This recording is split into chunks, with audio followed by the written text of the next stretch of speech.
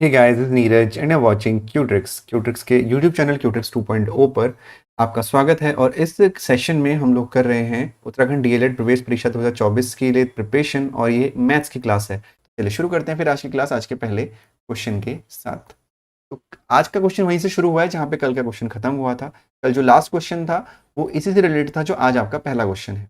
पढ़ते हैं क्वेश्चन को।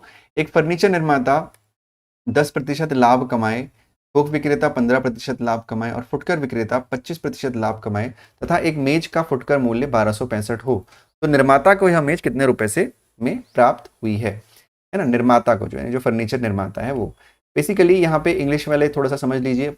निर्माता का मतलब जो मैन्युफैक्चरर है, जो उस टेबल को बना रहा है। और उसके बाद थोक विक्रेता है जो होलसेलर है, और जो फुटकर विक्रेता है वो रिटेलर है जहाँ से हम जाके खरीदते हैं। ठीक है।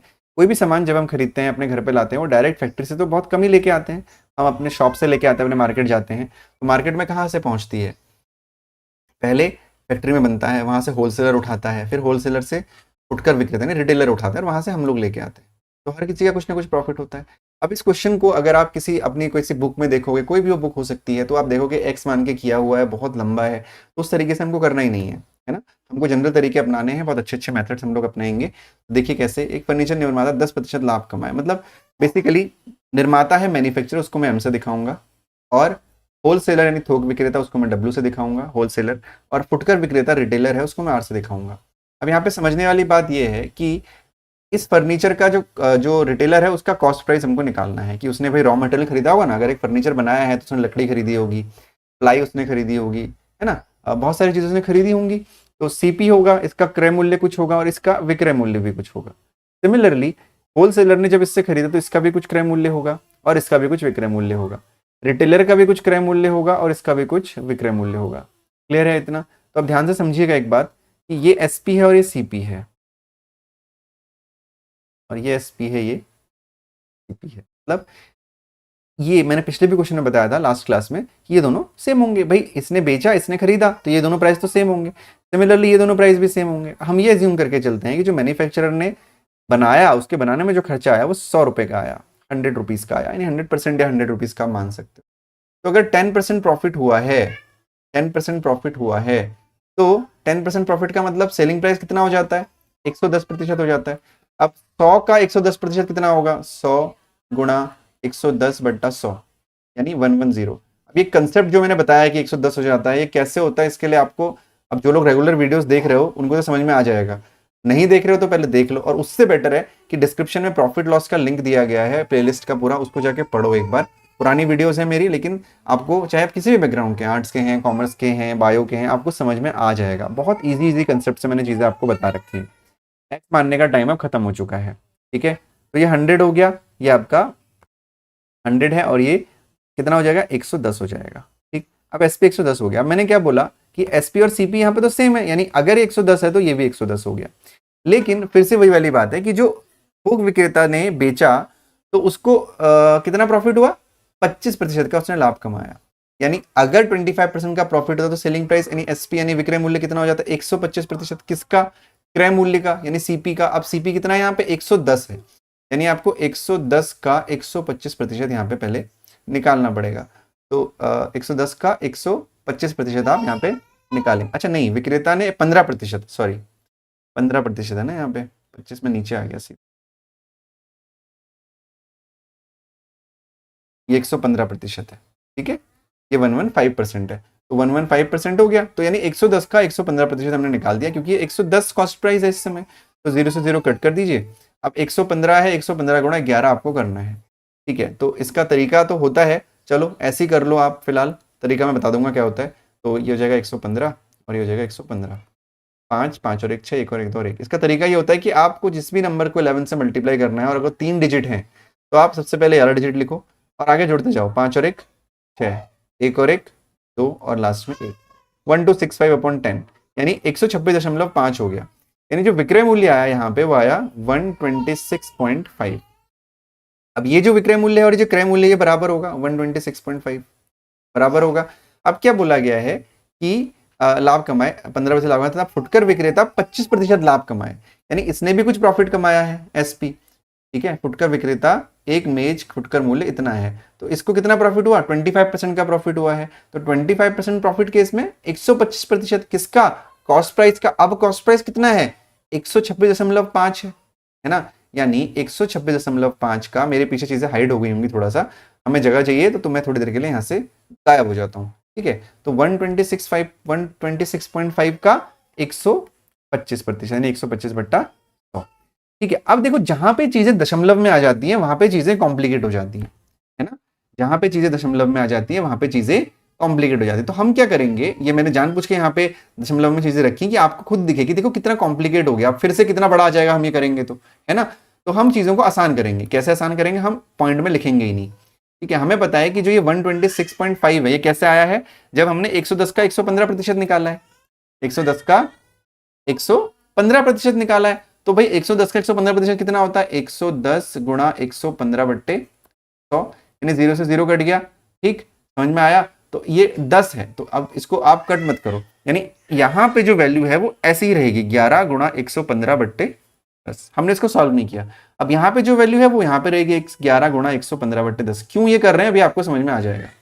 फिर यहां से यहां कितना प्रॉफिट हो रहा है, 25% का प्रॉफिट हो रहा है, यानी एसपी कितना होगा, 125% होगा, यानी इस कॉस्ट प्राइस का 125% होगा, यानी 11 गुणा 115/10 जो भी वैल्यू आएगी हमारी, हमें नहीं पता, इसका हमें फिर से 125% निकालना है, 125/100 करना है, यानी जो इसकी वैल्यू है वो कितनी हो गई, 11 गुणा 115 गुणा 125/1000।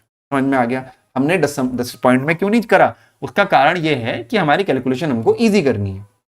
हमें क्या बोला है कि फुटकर मूल्य कितना है, 1265 रुपए, यानी जो ये वाला प्राइस है, ये वाला जो प्राइस है वो 1265 है।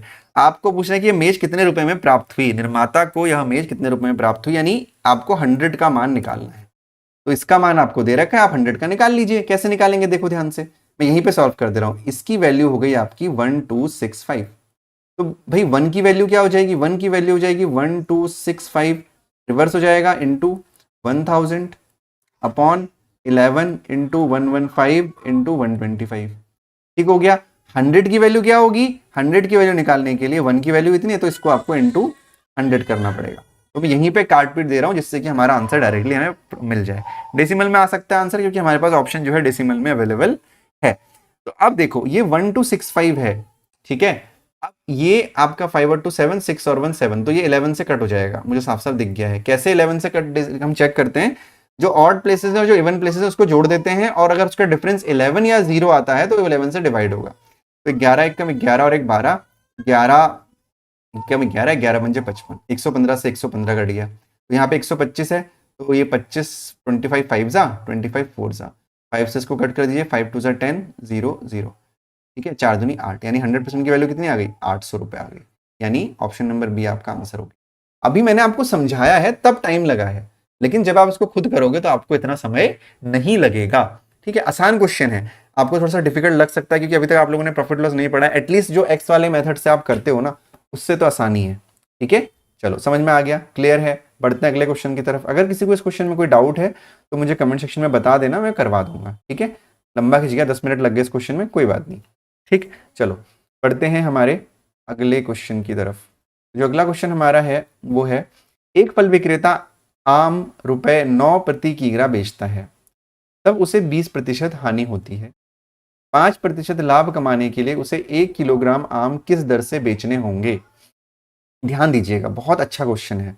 ठीक है, सबसे पहले हमें हमेशा ध्यान रखना है कि जो हम कॉस्ट प्राइस लेंगे, क्रय मूल्य लेंगे, वो हमेशा 100% के बराबर होगा। ठीक है, एक फल विक्रेता आम को 9 रुपए प्रति केजी, यानी 1 किलो 9 रुपए में बेच रहा है, तो उसको 20% का लॉस हो रहा है। तो 20% की हानि का क्या मतलब है कि जो सेलिंग प्राइस होगा वो आपका 80% होगा, मैंने आपको बता रखा है ना। तो 5% लाभ कमाने के लिए उसे 1 किलो आम किस दर से बेचने होंगे, है ना। बेसिकली अगर उसको 5% प्रॉफिट अर्न करना है तो 5% प्रॉफिट अगर उसको अर्न करना है तो कितना रेट होगा। ठीक है, सॉरी थोड़ा सा डिस्ट्रैक्ट हो गया था। एसपी 80% हो गया। अब बहुत आसान क्वेश्चन है, देखो 1 केजी का प्राइस 80 रुपीज है जब 20% का लॉस हुआ है, तो यानी एसपी कितना है, 9 रुपीज है, यानी 80% की वैल्यू कितनी है, 9 हो गया। ठीक है, उसे 20% हानि होती है। अब उसको 5% प्रॉफिट अगर कमाना है, ध्यान से समझिएगा, अगर उसको 5% प्रॉफिट कमाना है तो एसपी कितना होगा, 105% होगा, मैंने आपको बता रखा है। और निकालना आपको 1 kg का ही रेट है, तो कुछ नहीं करने का है। 80% की वैल्यू 9 है, 1% की वैल्यू हो जाएगी 9/80, ठीक हो गया। तो 105% की वैल्यू हो जाएगी आपकी 9/80 इंटू 105, ठीक हो गया। आसान है, बहुत इजी क्वेश्चन है, ठीक है। अब देखो यहाँ पे समझना, अब हम इसको कट कर सकते हैं 5 से, हो जाएगा 16 5 जा 80, 5 2 जा 10 और 5 1 जा 5, 21 आ गया। क्योंकि मुझे लग रहा है कि डेसिमल में इसका आंसर आना है, तो हम इसको पूरा पूरा कर लेते, तो ये हो जाएगा आपका 9 1 जा 9, 9 2 जा 18, 189/16। तो 189 को हम 16 से डिवाइड कर देते हैं, 16 1 जा 16, नीचे आ गया 2 और 9, फिर 16 1 जा 16 और यहाँ पे आ जाएगा 3 और 2 में से गया 1, ठीक है। डेसिमल लगाया, 0 बढ़ाया, 16 8 जा 128। अब आगे करने की आवश्यकता है नहीं, क्योंकि आपको दिख गया है ऑप्शन नंबर ए आपका आंसर है 11.81। आसान क्वेश्चन था। तो ये जो अप्रोच है ये आपको सीखनी है, कोई फॉर्मूला कुछ याद करने की आवश्यकता नहीं है, सीधे सीधे आपको ऐसे क्वेश्चन को करना है। ये अप्रोच मैं पिछले 2 दिन से सिखा रहा हूँ, कल वाली जो क्लास है उसमें भी मैंने सबसे पहले क्वेश्चन में एक्सप्लेन किया था अच्छे से, ठीक है। नहीं समझ में आया तो एक बार उसको देख लेना और कमेंट में बताना। और सबसे पहले मैं रिकमेंड करूंगा प्रॉफिट लॉस को नीचे जाके पढ़ लो, तो चीजें आपको क्लियर हो जाएंगी। तो नेक्स्ट क्वेश्चन है आपका, एक वस्तु का अंकित मूल्य 15,000 रुपए है, यदि उसे क्रमशः 15%, 10% और 5% के क्रमिक बट्टे पर बेचा जाता है तो उसका विक्रय मूल्य क्या होगा। अभी क्रमिक बट्टा क्या होता है, यानी सक्सेसिव डिस्काउंट। कई बार मैं इस क्लास में पढ़ा चुका हूं, मतलब जो प्रीवियस क्लासेस हो चुकी हैं, आज 35th लेसन है, तो 35th लेसन है, 34 जो क्लास हो चुकी है उसमें भी मैं सक्सेसिव डिस्काउंट के बारे में बात कर चुका हूं। क्रमिक बट्टे को इंग्लिश में सक्सेसिव डिस्काउंट कहा जाता है, यानी डिस्काउंट के ऊपर डिस्काउंट लगना, है ना।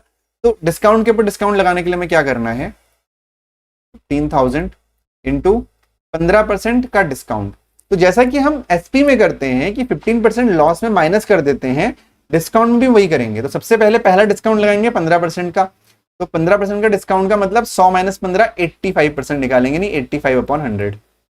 फिर इंटू करेंगे, ये वैल्यू आ गई, फिर इसमें 10% का डिस्काउंट लगेगा, तो 10% का डिस्काउंट का मतलब है 90/100।